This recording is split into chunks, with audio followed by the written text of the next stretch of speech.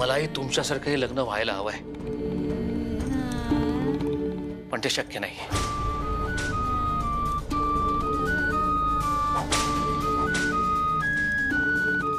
मला असं वाटलं होतं की हे लग्न सहजपणे होईल,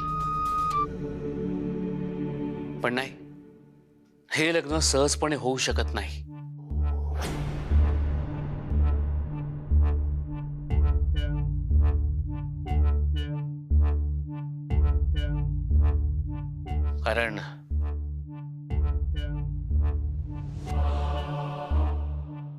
कारण हे लग्न नॉर्मल नाहीये.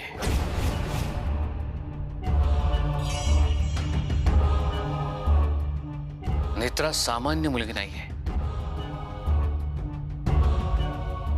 तिला त्रिनयना देवीचं वरदान आहे, म्हणून कदाचित. शेखर, देवीच्या वरदानामुळे काय होईल? उलट वरदान आहे म्हणून चांगलंच आणि सगळं व्यवस्थित होईल.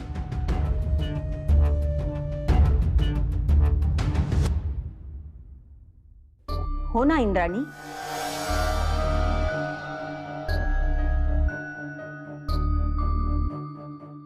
आई, गेल्या काही दिवसातल्या घटना आठव. आपण जन्मपत्रिका देवासमोर ठेवली होती, काय झालं? दिवा विझला. बराच वेळ दिवा पेटत नव्हता. आमंत्रण पत्रिका आपण छापायला टाकल्या, काय झालं? प्रिंटिंग प्रेसला आग लागली. यांचं प्री वेडिंग फोटोशूट.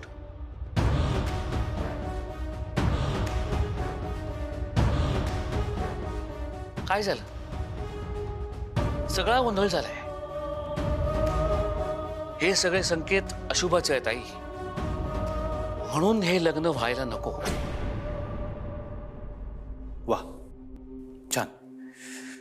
तुमचे थॉट्स खूप चांगले आहेत बाबा, पण मला असं वाटतं तुमची मेमरी वीक झाली आहे. तुम्ही परवा तेजस आणि मला काय म्हणालात आठवतंय? नसेल आठवत तर मी सांगतो की आपण सगळे एज्युकेटेड लोक आहोत. उगाच कुठल्याही गोष्टीचा संदर्भ कुठल्याही गोष्टीशी जोडू नका. हे सगळे निव्वळ योगायोग आहेत.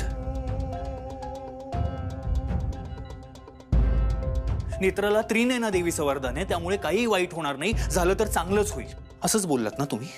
आठवतं तुम्हाला?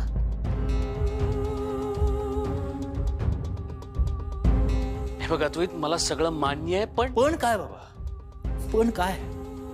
मी लंडनहून परत आलो तेव्हा मी नको नको म्हणत असताना तुम्ही मला त्या महामृत्युंजयाच्या पूजेला बसायला सांगितलं. तेव्हाच मी क्लिअर सांगितलं होतं बाबा तुम्हाला, हे सगळं मी तुम्हाला बरं वाटावं म्हणून करतोय. नाही, मला मान्य आहे की माझ्या लाईफ मधले डिसिजन घेणं हा अधिकार आहे तुमचा, पण याचा अर्थ असा नाही ना होत की तुम्ही तुमचे निर्णय माझ्यावर लादा.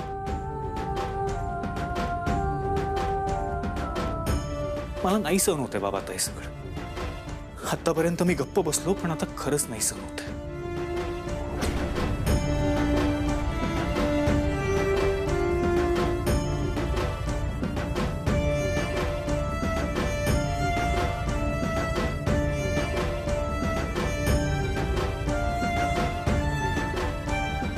बाबा, माझी इच्छा नसताना तुम्ही नेत्राला माझ्या आयुष्यात घेऊन आलात.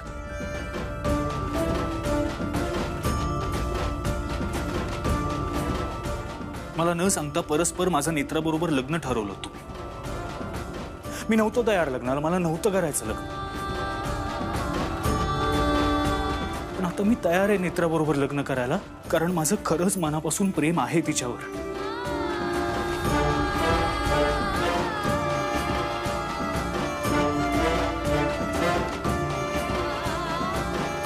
मी तिच्याबरोबर आमच्या संसाराची स्वप्न बघतोय, आणि तुम्ही आता म्हणताय की लग्न कॅन्सल.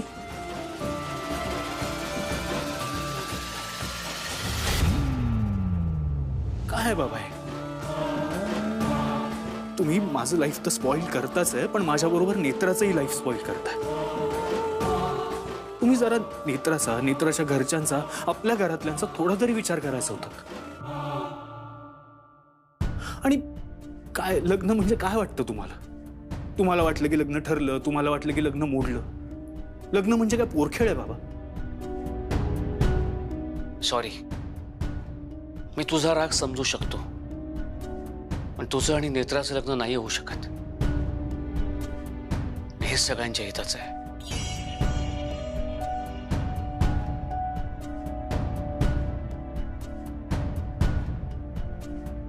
शेखर, अहो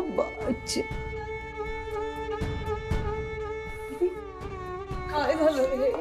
आधी काय काय झालंय? मला तर एखादं वाईट स्वप्न बघितल्यासारखं वाटतंय. मी बोलते शेखरशी. आई नाही, तू या सगळ्याचा नको त्रास करून घेऊस. मी बोलतो त्यांच्याशी. साहेब,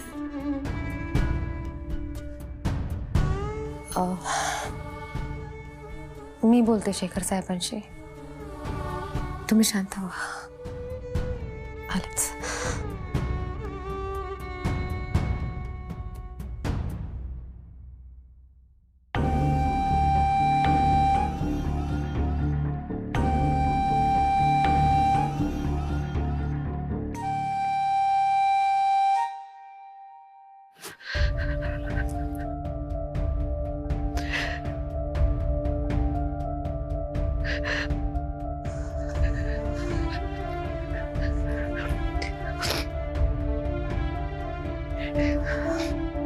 तू मला समजवण्याचा प्रयत्न करू नकोस.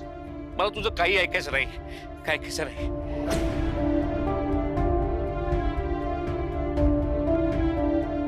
मी काय म्हणते ते एकदा ऐकून घ्याल? तू काय सांगणार आहेस ते मला माहिती आहे. हे लग्न व्हायला हवं हेच सांगणार आहेस ना तू मला. आणि काय सकाळपासून मी तुला पाहतोय, काय चाललंय तुझं? जणू काही घडणारच नाही अशी वागतेस तू. लग्नानंतर काय होणार आहे माहितीये ना तुला. नेत्रा, हे लग्न मला मान्य नाही. हे लग्न होणार नाही. साहेब, मी काय नेत्रा, एक लग्नाचा विचार डोक्यातून काढून टाक.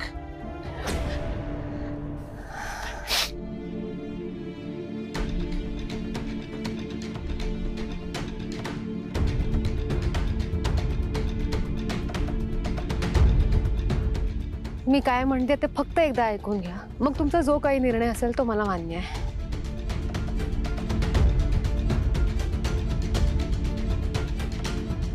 तुम्हाला माहिती आहे ना साहेब, मला जे संकेतात दिसतं ते घडतंच. त्यामुळे आता सुद्धा मला जे दिसलंय ते घडणारच आहे. आपण नाही टाळू शकत ही घटना. नियतीने योजलंय हे सगळं.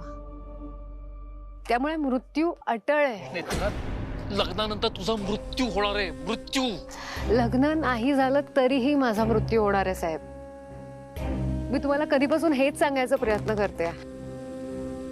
आपण नाही टाळू शकत आहे. कारण मला संकेतात कोणाचा तरी मृत्यू होतोय असं नव्हतं दिसलं. मृत्यू झाल्यानंतरचा संकेत होता तो. तू तुझ्याच मृत्यूबद्दल असं कसं काय बोलू शकतेस?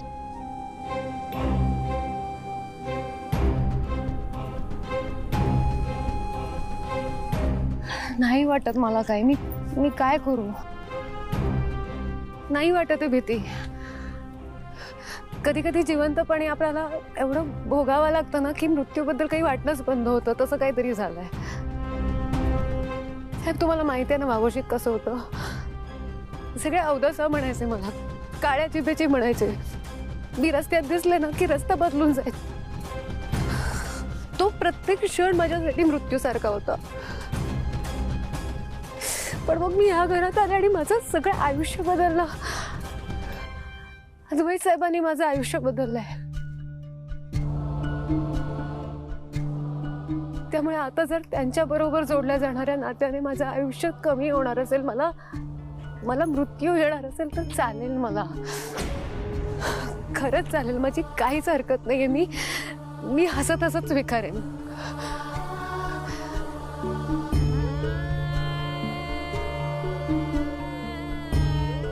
आणि साहेब, मी हे फक्त कर्तव्य म्हणून नाही म्हणत आहे. प्रेम आहे म्हणून म्हणते.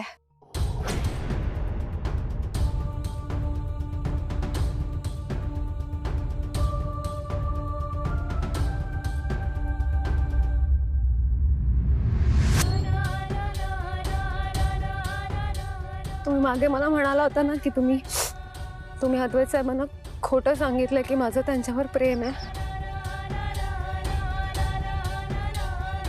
खोटं नाही.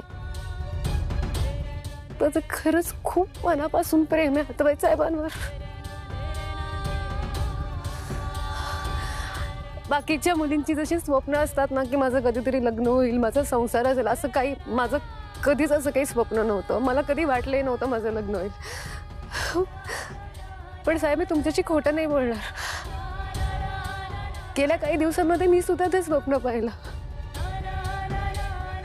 मला सुद्धा वाटलं माझं आता लग्न होईल अद्वैत साहेबांशी, आमचा सुद्धा छान संसार असेल. मला माहिती आहे माझ्याकडे वेळ खूप कमी आहे, पण मग जे काही थोडंफार उरलेलं आयुष्य आहे ना, मला ते सगळं अद्वैत साहेबांसोबत घालवायचं आहे, त्याच्या सहवासात घालवायचं आहे. हे सुखाचे क्षण नका ना हिरावून घेऊ माझ्याकडून.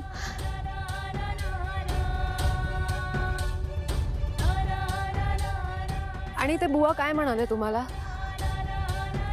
अद्वैत साहेबांचं लग्न जर माझ्या बरोबर झालं तर त्यांचा मृत्यूयोग टळेल, आणि नाही झालं आणि माझा मृत्यू तर मी पाहिलाय. याचा अर्थ एक मृत्यू अटळ आहे. असे प्रत्येक मुलीचं हेच स्वप्न असतं ना की आपलं सगळं आयुष्य आपल्या नवऱ्याला मिळावं. मग देवी आई आता स्वतःचे पुण्य माझ्या पदरात टाकते. ते पुण्य तुम्ही का हिरावून घेताय?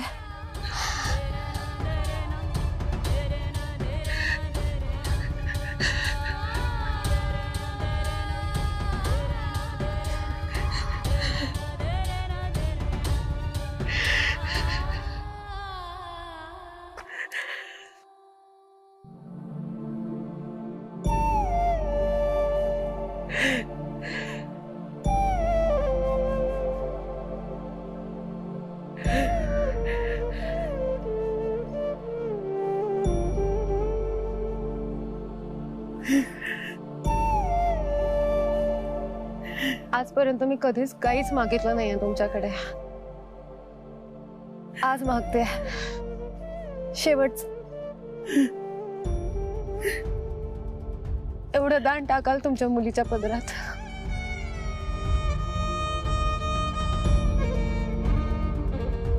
मला खरंच खूप मनापासून लग्न करायचं आहे अद्वैत साहेबांशी.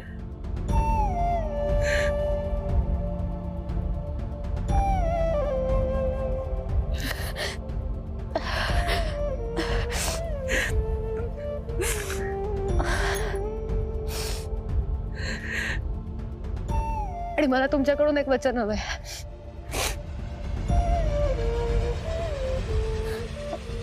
माझ्या मृत्यूबद्दल तुम्ही कधीच कोणाला काहीच सांगणार नाही.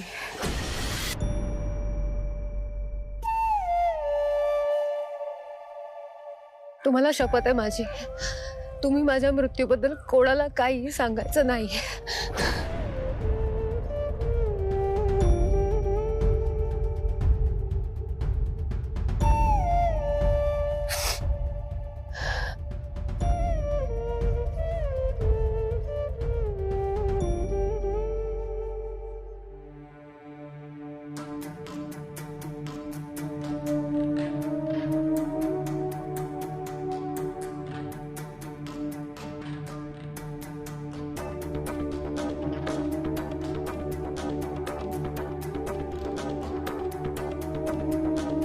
अजून कसे आले नाही पप्पाजी आणि नेत्रा?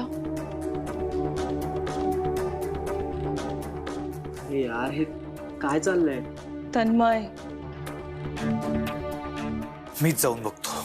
अद्वैत अद्वैत अद्वैत अद्वैत ऐक, आपण अजून थोडा वेळ वाट बघूया प्लीज. तेजस, पण प्लीज थोडा वेळ प्लीज. इंद्राणी मॅडम, तुम्ही कधीपासून इथेच आहात? तुम्ही जा ना, फ्रेश व्हा. मी तुमचं सामान ठेवते नेत्राच्या रूम मध्ये. नाही नाही, इंद्राणीला इथेच राहू दे. एवढं सगळं घरात घडत असताना इंद्राणीने इथेच असायला हवं. नेत्रा येऊ दे.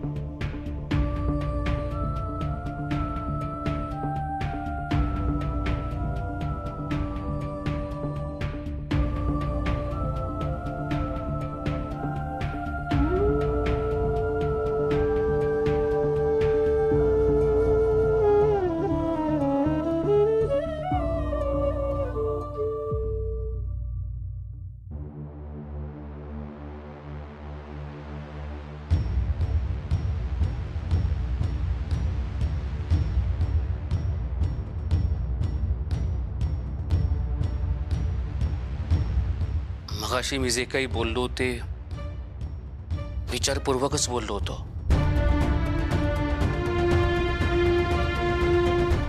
पण आता नेत्रा आणि माझं बोलणं झालं, तिचं म्हणणं मला पटलंय.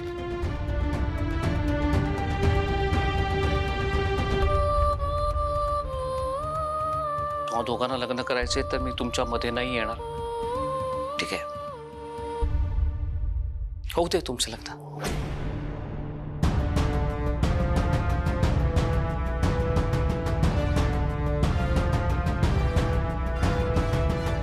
पाहिलंस तू आल्याचा परिणाम. आता सगळं व्यवस्थित होतंय. बाबा नक्की काय चाललंय तुमचं?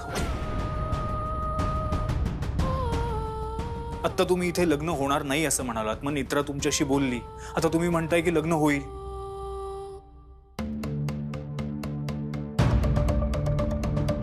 काय चाललंय का हे? आणि नेत्रा असं काय बोलली तुमच्याशी? असं काय सिक्रेट आहे? अरे रुपालीला सगळं माहिती आहे. मला रुपाली तू काहीच बोलली नाहीस. पण आई काय आहे हे सगळं?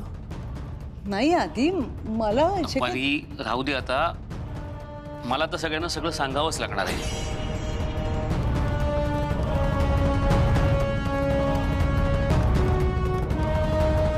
अगं नात्यात ट्रान्सपरन्सी हवी, हो ना?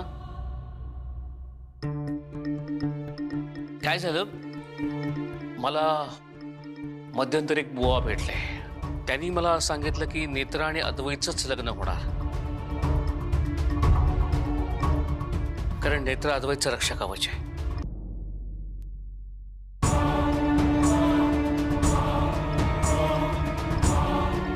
आणि लग्नानंतर तुझ्या पत्रिकेत असलेला अकाल मृत्यू टळेल. तेजस, मी मध्यंतरी ऑफिसमधून निघून गेलो होतो, अनवाणी परत आलो होतो. मी त्या बुवानाच भेटायला गेलो होतो. त्या बुवाने मला असंही सांगितलं की लग्नानंतर मृत्यू टळेल, पण हे लग्न सहजासहजी नाही होणार.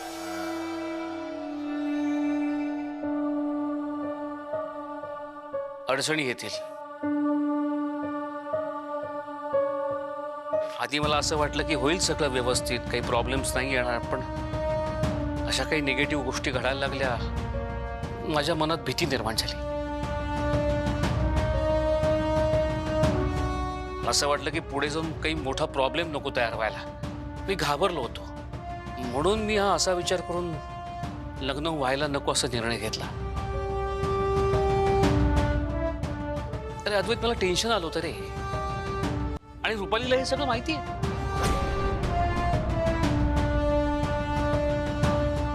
नेत्रा आणि अद्वैतचं लग्न व्हावं हीच तर माझी इच्छा होती. मला हेच हवं होतं. ह्या काही घटना घडल्या त्यामुळे मी खूप डिस्टर्ब झालो होतो. म्हणून मी असा विचार करून हा निर्णय घेतला. साहजिक आहे अशी भीती वाटणं तुम्हाला. पण मला फक्त एक सांगा, नेत्रांनी तुम्हाला असं काय सांगितलं ज्यामुळे तुम्ही तुमचा विचार बदललात?